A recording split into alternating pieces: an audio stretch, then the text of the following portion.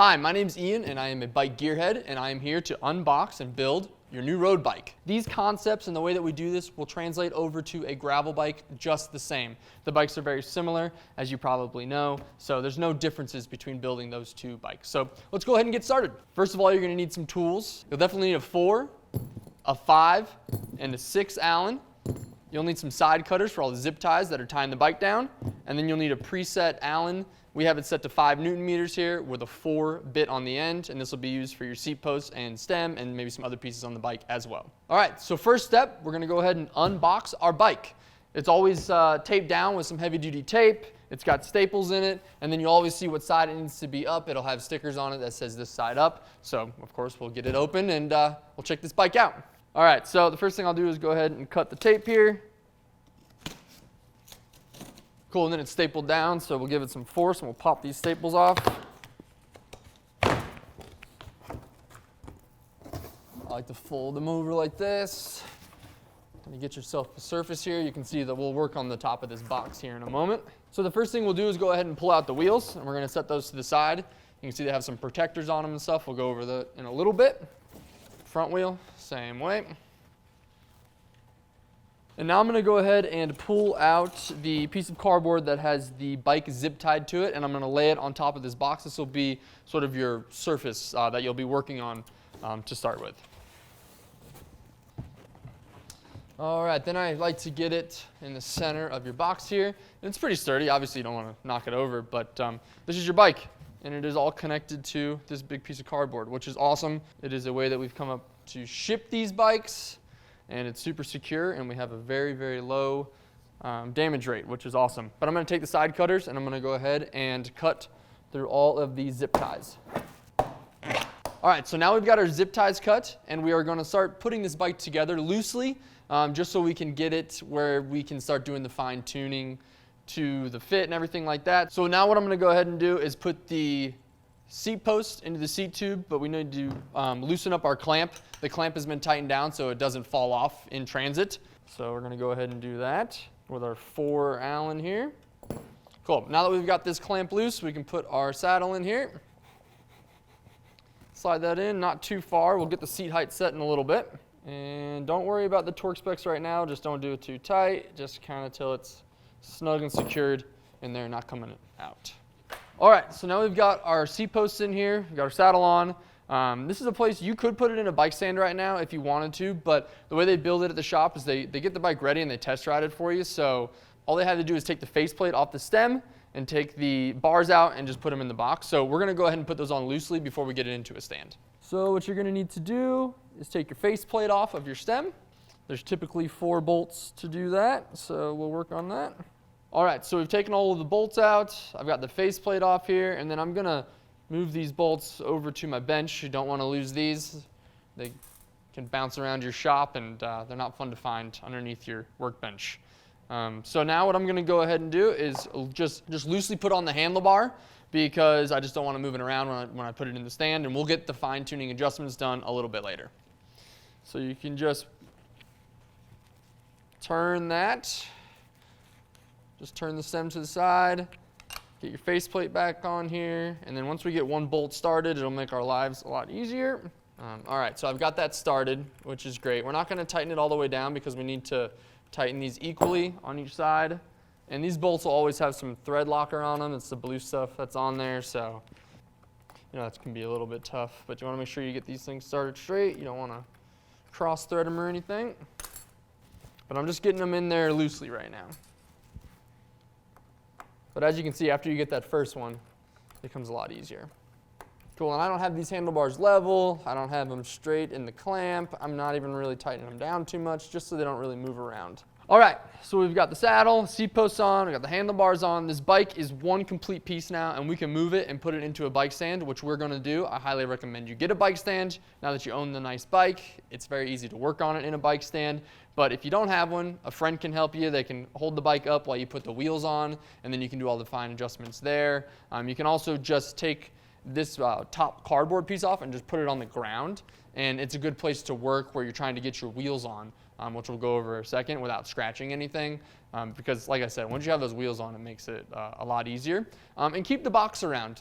We pack them in some really nice boxes. If you're going to be traveling and you want to pack it in your bike box to put it on the plane, that's totally fine. You can do that. We do sell some nice travel bags as well, but a box works just fine, and you can check it on. So I'm going to go ahead and get it in the stand, and we'll keep working. All right, we're going to put it in the bike stand. Typically, you would put your bike towards your tools, but for demonstration purposes, we're going to put it on the outside. And then when you clamp a bike into a bike stand, you always want to have your drive side out. Sometimes it is nice if you're working on the disc brakes to move it to the other side, but for right now with this initial setup, we're going to go ahead and clamp it with the drive side out. Cool. So now we've got our bike in the bike stand. We're going to take the rest of the protective materials off the bike. All right, so we've got all the frame protection off now. A couple of specialty pieces we have in here for shipping the bike are specifically these pad spreaders. And you can go ahead and take those out because you won't be able to get your wheel in if you don't. But these separate your brake pads, and one thing you do not want to do once you take these out is depress the brake. What it does is it pushes the pistons of the brake together, and then you might have a little bit of a disaster on your hands where you got to get a pad spreader in there and stuff like that. So once you do this, don't touch the brakes. Okay, so now we've got the pad spreaders out of the way. We're going to go ahead and get our wheels ready to put in the frame. So the first wheel I'm going to do is the front wheel. It really doesn't matter which one you do when it's in a bike stand. If you do not have a bike stand, putting the front wheel in is going to be very helpful because it's easier to get in than the rear wheel, and then you can stand the bike up on the front to get the rear wheel in. So I'm going to go ahead and start with the front wheel. As you can see, we've got some cardboard in here. This is just to make sure you don't bend the rotor while it is in transit to you. Then we have some plastic pieces here, and these are protecting the axle in shipping, and we're going to have to go ahead and take those off to get them into the frame. But the one thing you want to make sure it doesn't happen is you lose your end caps. So let me get this off. So popped off. As you can see, you don't want to throw these away. They're good for traveling with your bike, but also if you do have an end cap on here, just keep them for right now. And make sure the bike goes together properly before you throw any of your packing material away, especially these end caps though. All right, so now I grabbed my number 6 Allen. As you can see, we're using a variety of sizes, and we're going to take the front through axle out of the frame. Okay, so we've got our front through axle out of the bike, and then we have this cardboard protector. This does not stay on, so we got to remove that so we can get the wheel in. And this through axle is greased. Like I said, they build the bikes up, and everything should be greased. Carbon paste should be on the things it needs to be on, so you don't need to worry about any of that stuff. We're just assembling this bike, so it's nice to see the grease on the through axle. All right, so we're going to go ahead and put our front wheel on now. So we just want to make sure we get it lined up in there on the caliper, on the front through axle, and I just hold up with my left hand. I'll grab my through axle, and you might need to wiggle it around a little bit just to make sure that it goes where you need it to go. And then start tightening that up. So I got the front through axle back in, I threaded it in, and you're just gonna get it, hand tight, nothing crazy. And like I said, the bike's already been built in test roads, so the caliper should be in the right position. I'm just gonna send the wheel, and everything is good. Okay, so when I come to the rear wheel, I wanna make sure that when the wheel goes in, it goes in smoothly, and I know where the chain should be set. I'm gonna shift the rear derailleur into what would be the smallest cog on the rear cassette. And I would need to go through and I need to shift this on the axis. But one thing about axis is they have removable batteries. And at the bike shop, they are going to put this protective film on there so it doesn't connect, and you have a battery that has some charge in it so you can ride it when you get home. So you want to make sure you just take off this tape that is over the connections on these batteries. And since this bike is 2x, it'll have it on the rear derailleur and the front derailleur. And axis is pretty simple. It's just a little tab here. As you saw, I just flipped this tab over. It has a little retaining clip on top, and it has a little piece down here that you can see. So it's really intuitive once you get it. All right, so now I'm going to go ahead and make my shift. Now it's connected. I've shifted. All right. Now when I put the wheel in, I know that it will be in the smallest cog on the rear cassette. All right, so I have the rear through axle out of the bike. I took the protective cardboard off. So since this is a road group set, it doesn't really have a lockout on your clutch here. But if you're putting together a gravel bike, it may have a little lockout that you can push in over here to keep this down. And that always helps you get your wheel on. But it's not needed. So I'm going to go ahead and get this wheel lined up. And like I said, now that I've shifted down into where would be the smallest cog, I know that if I put the chain on there, I can just get it right up into place, no problem. We're going to hand start the through axle once we get it in there, and then we'll bring out our tools. In this case, the 6 Allen, and we're going to tighten it down. So sometimes on your through axles, you will have a torque spec. This one doesn't have one visible, so I'm just going to go ahead and hand tighten it here, and it doesn't need to be crazy, but just some good force on there so it feels tight. All right, so now we've got a bike that is put together, but definitely not ready to ride. We want to make sure that we're making the handlebars straight. We're going to want to torque down our seat posts. So it's together, but definitely not ready yet. I'm going to go ahead and get the bars into a more riding-like position. I'm going to make sure that they're straight in here, and I'm going to start to tighten this down. You do want to tighten this in an X pattern. So I'll tighten the upper left, then I'll tighten the lower right, then I'll go back up the upper right and down to the lower left, and then I'll continue to tighten in that particular X pattern. Another thing that can happen on the stems is you can tighten the top 2 bolts too much and the lower one's not enough, and then it gets kind of a weird angle on the faceplate. So I just kind of like to look at the gap that you can see between the stem and the faceplate up here and on the bottom, and make sure it is somewhat even. And I can tell right now that I've tightened the top a little bit too much, so I'll just let those out a little bit. And then I'll tighten these ones down a little bit more until we get a pretty even gap. But we do want to keep that X pattern in mind. We don't want to ever forget about that. So I've got the bars in a more riding-like orientation where you'd want them for your final setup. But we may need a little more fine-tuning to them. So what I'm going to do is take this out of the stand, and I'm going to work on getting my saddle height set. I'm going to work on getting these actually level. And I'm also going to work on the torque specs for all of these different bolts. We haven't torqued anything yet. We just haven't tightened it too much. That's fine to do. You just don't want to over crank it without a torque wrench. So I'm going to lean the bike up against the bench.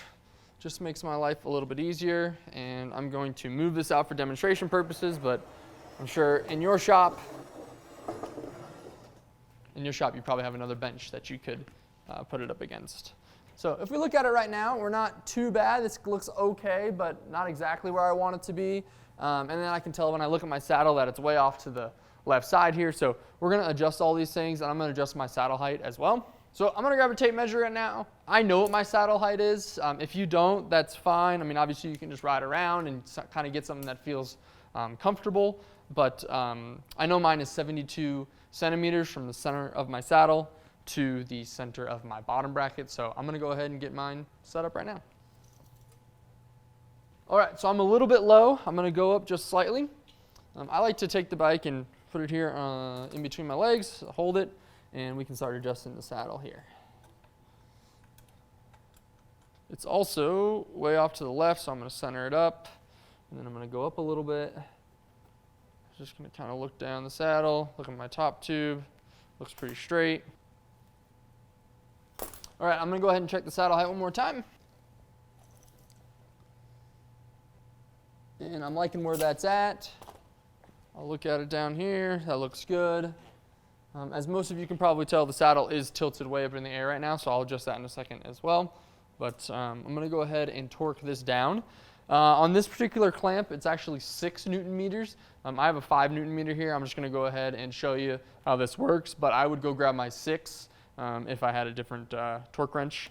But we'll just show you. You kind of put that in there, and then it'll click. These preset ones are really nice, but you can buy ones that are adjustable as well.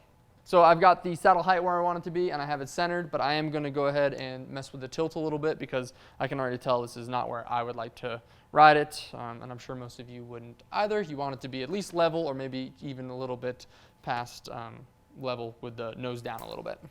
All seat posts are different, but there's typically going to be at least 2 bolts that help you with the tilt of your saddle. And you want to make sure that you're loosening one, loosening the other, and you want to tighten them down equally. You don't want to just crank on one and not the other. So it's sort of like the stem where there's the X pattern. This one you just kind of want to go back and forth. There's only 2 bolts on this particular saddle clamp.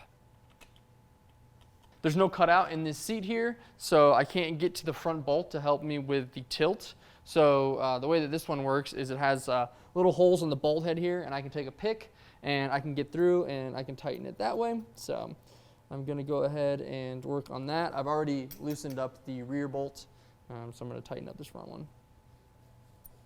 All right, so I've almost got it to the place where I want it to be. I'm going to loosen up the rear just a little bit more. I'll tighten this front bolt a little bit more. And of course, you'll have to get out on the road, test it a little bit. And if you did have a saddle that had a cutout in it, you could just tighten the Allen just straight to the top here. But that's starting to look pretty good on the front tilt. So I'm going to go ahead and finish tightening it up here. Look at my 5, which is usually pretty good for a clamp like this. Cool. So that saddle is set where I want it to be set. Now we're going to move up to the handlebars, and we are going to make sure that those are how we want them to be set up as well. So I like to go ahead and put a foot over the bike and get them on here and sort of feel a little bit what it would be like in the riding position, and I'll adjust this as well. Right now the hoods are currently tilted back too much for me, so I need to loosen these up. Now you don't need to loosen in an X pattern. That's not as important as the tightening part. I'm just going to loosen it enough to where I have a little bit of play here, so I can make my tilt where I want it to be. I'm making sure my stem clamp is clamping the center of my bars. Most bars will have some sort of markings to do that. This has some textured area on the bar to help you make sure it's centered. Cool, so I can tell that is going to feel pretty good for me while I'm riding. So I'm going to go ahead and tighten this back up in the X pattern, and I'm also going to make sure the gaps of the faceplate are the same on the top and the bottom. All right, so the Allen key, I went ahead and hand tightened these. I didn't go crazy, did it in the X pattern, and now I'm going to go through with my torque wrench here, and I'm going to make sure that they're at the proper torque.